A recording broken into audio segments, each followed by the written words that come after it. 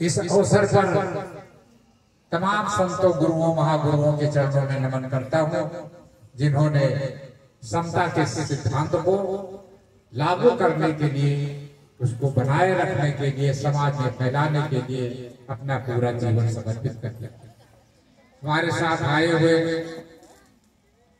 भाई वरिष्ठ अधिवक्ता आरपी गौतम जी, अधिवक्ता और कई संस्थाओं के, हमारे भारतीय बौद्ध महासभा के महामंत्री, बुद्धिस्ट सोसाइटी ऑफ इंडिया के बाराबंकी जनपद की अध्यक्ष और कई संस्थाओं में जो कार्य करते रहते हैं, मैं और हमारे डॉक्टर सरोज साहब और सुमेर सिंह जी, और जिनका मैं नाम नहीं ले सकता, इस गांव के इस कार्यक्रम की कमेटी को के लोगों को का मैं आभार व्यक्त करता हूं, जिन्होंने इस गांव को पवित्र बनाने के लिए तथागत बुद्ध की इस कथा का आयोजन विगत कई वर्षों से कर रहे हैं। आदरणीय कथावाचिका मैना राज जी और उनके साथी, जिन्होंने आप लोगों को ज्ञान के उस प्रगति पथ पर ले जाने के लिए, जिससे मानव समाज फलता फूलता रहे, इसके लिए उन्होंने रात दिन एक करके आप लोगों में ज्ञान बांटने का काम किया। मैं उनको भी आभार व्यक्त करता हूं। हमारे बीच में उपस्थित बहनें, भाइयों और प्यारे बच्चों, आप सब लोग, हम जानते हैं कि आप लोग कथा सुनने के लिए आए हैं, गीत सुनने के लिए आए हैं, इसलिए बीच में मैं आपके बहुत ज्यादा समय न लेकर के 2 मिनट का समय लूंगा।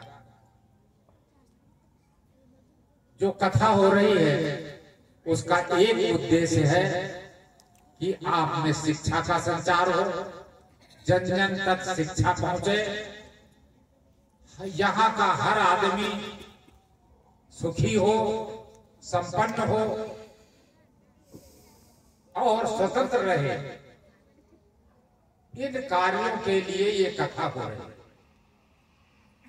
इस कथा में और इस आपकी स्वतंत्रता में और आपको गरीब बनाए रखने के लिए, आपको प्रताड़ित करने के लिए भी कुछ शक्तियां लगी हुई हैं। मित्रों, इस देश में 2 प्रकार की संस्कृतियां हैं। एक संस्कृति है जो आपको गुलाम बनाना चाहती है, और एक संस्कृति वो है जिसको जो गुलाम बनाना चाहती है उसको ब्राह्मण संस्कृति कहते हैं। और एक संस्कृति वो है जो आपको स्वतंत्र रखना चाहती है, आपकी गरीबी दूर करना चाहती है, आपको फला फूला अच्छी तरह से खाते पीते देखना चाहती है, अच्छे कपड़े आपके तन पर देखना चाहती है, आपके अच्छा घर आपका देखना चाहती है। एक विचारधारा ये, यहाँ पर 2 विचारधारा की लड़ाई है। जो संस्कृति आपके पालन पोषण के लिए है, उस संस्कृति का प्रचार प्रसार करने के लिए इस कथा का आयोजन किया गया है। इसलिए यहाँ के जो साथी इस कथा का आयोजन करते हैं, उनका मैं बहुत आभार व्यक्त करता हूँ कि उन्होंने तमाम मेहनत करके इस कथा का आयोजन किया और आपको आप तक ज्ञान पहुंचाने का काम किया। मित्रों, इसके लिए आपको क्या करना है? आपको करना है, जितने आडंबर हैं, तमाम प्रकार के भगवान हैं, उनकी खूब आरती की गई, अब तक की खूब पूजा की गई, कोई भगवान भी नहीं बचा पाया। एक भगवान का इस समय बहुत बड़ा देश में मेला लगा हुआ है, प्रयागराज में। वहां हजारों आदमी मर गया और भगवान नहीं बचा सका। गरीब लड़कियों की गांव में अपमानित किया जाता है, बेइज्जती कर दी जाती है और सरकारें, शासन प्रशासन उनकी एफआईआर तक नहीं दर्ज करता है। वकील साहब हमारे बीच में हैं, न जाने कितने आदमियों की पीड़ा को सरकार तक पहुंचाने का काम करते हैं और एफआईआर दर्ज कराने का काम करते हैं।